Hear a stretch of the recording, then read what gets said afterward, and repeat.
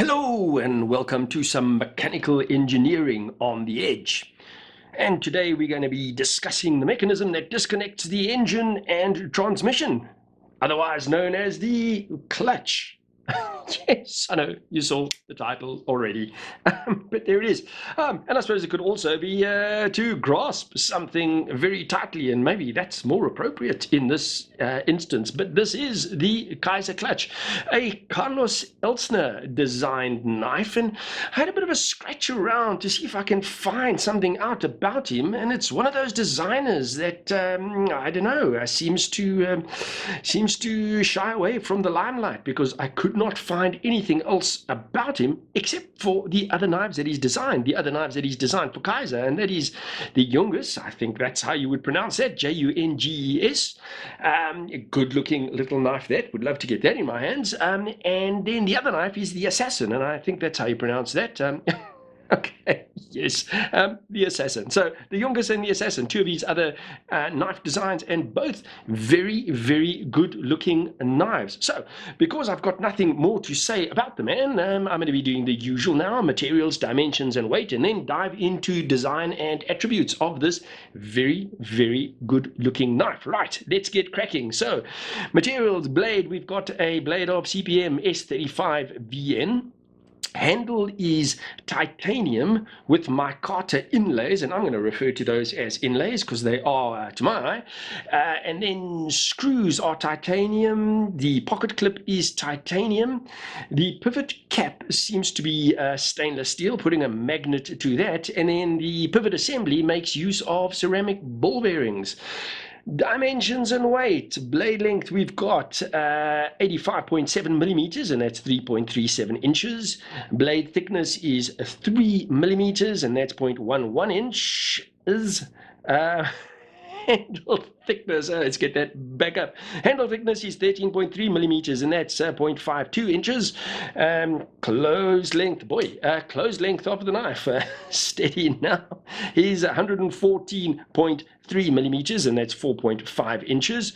Overall length of the knife is 200 millimeters, and that's 7.87 inches. And then, as usual, I have stated weights, manufacturer's stated weights. So I've got Kizer's weight, and we will check that against my scale. So some of those measurements I just gave you, I checked, and I've given you, as I mentioned, the knife, because not all my measurements seem to agree with theirs. Right, what are we on? Grams, 87. So once again, not in complete agreement. They stated worked out to 88.45 because they only give it in ounces. So I did the conversion. So theirs was 88.45 grams, mine 87. And that is 3.1 ounces, and theirs was 3.12. So there we go. I give you a little bit of a ballpark on that. Right, let's get this open without damaging my background. And start talking about the design. A very clean flowing design, a very well balanced design, this in my opinion, and a very, very good looking classy knife. So the blade is a modified drop point, flat grind, and sharp out of the box. By the way, let's just get that out of the way and speak about the edge. So beautifully, very neatly done, and sharp out of the box. And then flat grind, as I mentioned, and a bit of a belly to that blade as well. You can see a nice big sharpening choil behind that edge, so it's going to be easy enough to keep that nice and tidy. And then finishes on the blade, it's a two-tone finish. We've got a beautifully done stonewash finish on the main grind, and then the ricasso and flat of the blade is in a satin finish that sort of runs longitudinally on that blade. Spine of the blade also has that same finish to it, and that's a squared off design. And then you also would have seen that gentle sort of upswept curve on the spine of the blade as well, and where that starts on the drop of the blade, there's a distinctive point where that drop actually starts. And see if I can get the light at the right angle for you to pick that up. But right there, there's a little line where that drop starts. So an attractive looking blade. So while it is a drop point, definitely is a little bit of an unusual modified drop point, but I think very, very attractive with that slight upswept spine. Right, let's have a look at the flipper. So quite a big flipper on this knife and jimping on the front of it, where you would expect jimping on a flipper. And then markings, let's have a look at the markings on the blade as well. So there's the name of the knife, and then we've got, that is obviously the, get that at the right angle, Carl Elstner design logo, neatly done on that stone-washed blade. Right, and then on the other side, we've got the Kizer logo, and we've got S35VN, and then a little number below that, I'm assuming is just a model number. Right, let's look at the overall shape of the knife. So that upswept curve of the blade perfectly then runs onto the spine, and then the spine has a curve going in the other direction. So you've got this smooth sort of wave type shape to the blade, that is, to the knife, that is very, very pleasing and attractive. The shape of the handle, the profile of the handle, very round and also flowing. You can see this lovely curve around the back, gentle curve where your fingers go, and then we've got that finger twirl on the knife as well, on the handle as well. So all of that really does look good. The finish on that titanium frame is a bead blast titanium. And then, as I said, I'm going to call that inlays, the micarta, because I don't think it's an overlay and it's not a scale. It is definitely embedded into that frame, but that really beautifully done. A little bit darker. The pictures that I've seen of the knife, it's described as natural micarta, and in the pictures it's a little bit lighter than the version that I have got, but I really do like it with this little bit of a darker tone against that gray of the titanium. To my eye, that really does look good. And then you can see these curved diagonal lines that have been milled into that micarta as well. Really does look very, very beautiful. Same on the other side. So on the lock side, we've got that same finish, the same micarta inlay, but you can see underneath the clip that that milling actually stops to create a smooth backing to that clip, and that obviously to make it easier to get the clip over your pocket. But I'm going to speak a little bit more about the pocket clip in a second. Right, let's get the knife in hand. So those milled lines are quite deep on that micarta, and that does really give you very, very good purchase on this handle. Your hand is not going to move anywhere when you get to grips with it, when you clutch this in your in your hand. All right, moving on.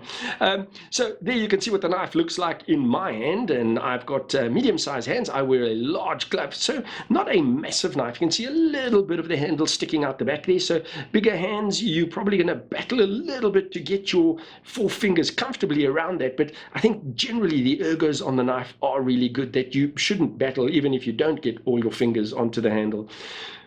Big sharpening tool I mentioned, so you can't really comfortably choke up on the blade. You can if you use the flipper as a bit of a trigger, so pulling away from the blade, you can sort of for occasional use choke up on the blade like that, but not particularly comfortable. It is much better to get hold of the knife like that. No jumping along the back, along the spine of the blade, or the spine of the blade, or the handle. In fact, the only jumping is that bit of jumping on that flipper.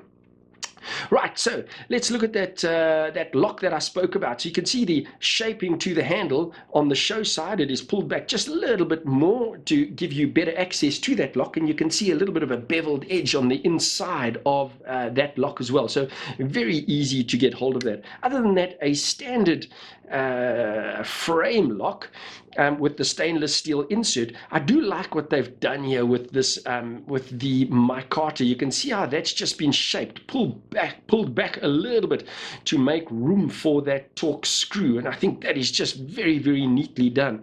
The way the lock also, when you're releasing it, the way it moves into and interacts with that micarta, also particularly neatly done. So you can see what that looks like in the closed position, how that wraps around that area, but really very, very beautifully done there.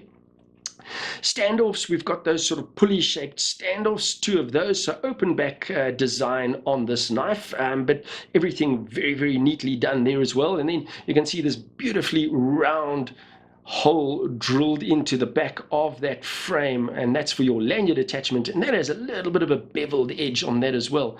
What I didn't mention on the shape of this handle is there's no beveled edge around the edge of the handle. It is just very, very slightly rounded, but what you do have is a bit of rounding, if you look at it end on, a bit of rounding to that micarta, and then the step down from the micarta onto the titanium handle, and the entire titanium handle you can see is also slightly being rounded, and that's what contributes to that comfort, to the good ergos when you get your hands around the knife. It really does feel very, very natural in your hand, this knife. No hot spots whatsoever.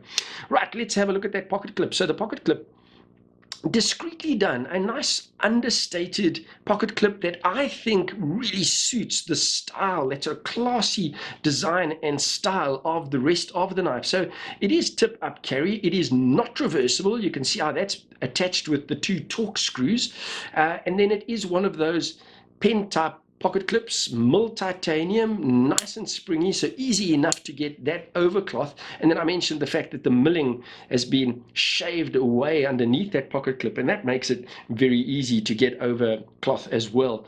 Not particularly deep carry. You can see, if you look at it side on, how deep that's going to be in your pocket. So you're going to see the clip, and then you're going to see a little bit of the knife sticking out of your pocket as well. Right, what else do we want to speak about? Let's speak about the inside of the frame. So no milling done on the inside. Not a particularly heavy knife, this, but no milling done on the inside of that titanium frame.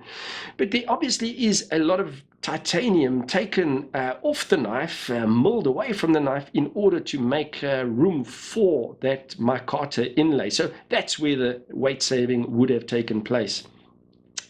Right, what next? Action on the knife. So we are running on those ceramic ball bearings, and the action really is very, very good on this knife. It is snappy out. It is one of those where you can hear it. So when it's moving open and close, it's not one of those silent, buttery smooth. So it is smooth. It's not gritty. And I've sometimes called it scrapey, but it's not even scrapey. You can sort of hear it rubbing up against, something, and it's probably the detent ball or something on the inside there, but it certainly doesn't affect the smooth action. It is very, very snappy, and as you just saw there, it is pretty drop shuddy, that blade as well. So all of that, very good, very, very nice, very good action on the knife. Decent detent on that as well. So there we go, sucks the blade in there. I did notice on this specific one, and there was the other version was available to me as well, but I did prefer the look of this, and this is the one that I grabbed in for review. But I did notice that the blade centering on this one is just a smidgen off. It sits a little bit to the right if I'm holding it like this. The other knife was perfect, and this is unusual for me for Kizer knives. Kizer knives tend to be bang on with their blade centering. But as I say, this one just slightly off. It's sort of is out of the ordinary on this knife as well. It's unusual on this specific knife as well, I suppose is what I'm trying to say, because the rest of the fit and finish on this knife is absolutely beautiful. The bead blast finish, the finish to the micarta, that finish, that two-tone finish on the blade, all of that is absolutely gorgeous. So it just sort of seems out of place that the blade centering is a little bit off on this specific knife. Right, is there anything else that I did want to mention on the knife? I don't think so. I think I've pretty much gone through everything that I did want to speak about. Let me lay it down there because I will forget otherwise. Just to give my gratitude once again, this is a knife that has been supplied by Blades and Triggers. I really do appreciate their ongoing support of the channel. So check this knife and other Kizer knives and other brands of knives and other tactical goodies out on their website, BNT Online, or in one of their stores. Right. Right, so I think what that leaves me to do is a little bit of size comparisons, and I wasn't actually going to do this, but the knife is once again on my desk. So I am now. I'm going to pull this knife out, the Wee Array. Also a relatively sort of slender designed knife, good looking knife as well, just to give you a little bit of sense of scale there. So the Array is a little bit longer, but also one of those sort of sleek, smooth designed knives. Right, so there's that, the Wee Array. Now, the normal ones, where are they? The Spyderco Manix 2, give you some scale on that. So in terms of length, very similar, but the rest of it, the Spyderco Manix 2, bigger and definitely heavier. And then the other one, where is that? Over there, and that is the... Let's try that again. The Spyderco PM3, the smaller version, give you some scale there as well. And it still is on my desk, so I may as well bring that on again. There's the Medford Slim Midi. Right, and on the far side of my desk is also back on the desk for some reason, and this is another Kizer knife, and this is the Kizer Apis, a gentleman carry knife, and I suppose you could maybe classify that as a gentleman folder. I think maybe a little bit big. Right, so there's those two, and then the last one that I will bring in, and I will say it again, that I do use because it has been out for so long. So if you like knives, you should know that, and that is the Benchmade Mini Barrage. Right, so that's all for size comparisons. So feelings on the knife, I really do like it. I think it is to me, an incredibly handsome, very, very classy knife. Oh, I didn't speak about the other version. So the other version of the knife, everything is the same, except that the inlay is in carbon fiber. I do like micarta, and I think that it particularly works well the way it's been applied on this knife as an inlay with that machining and that tone of micarta in this particular case against the bead blast titanium, I think looks really very, very beautiful. So an incredibly attractive knife, this, to me, to my eye, beautifully balanced, nicely styled, nothing over the top. It's not a case of one of those knives where the designer has tried too hard. It is just elegant, classy, balanced, the color tones, the textures on the knife, everything, as I say, to my eye, very, very beautiful, and quite, dare I say it, quite tempting as well. So on this particular one, I mentioned that the blade centering's off. I think that might be a little bit of an anomaly. I don't normally see that on Kizer knives, but a knife to check out. I think for the size, you're looking for an EDC that is good looking and classy looking, beautifully designed and styled. Check it out. I do recommend this knife. So the Kizer Clutch, guys, and I think that is pretty much all I wanted to say about the knife. All that's left for me to do is to thank you once again for joining me. I always really do appreciate it when you do, and as I always say, would equally appreciate it if you'd hit the subscribe button if you haven't yet, and the bell icon so you can be notified every time I release a new video, because I really would love you to join me often. And as I've been adding of late, please, if you did enjoy the video, please do give it a like, because it does help with the algorithms. And other than that, you go well, and God bless.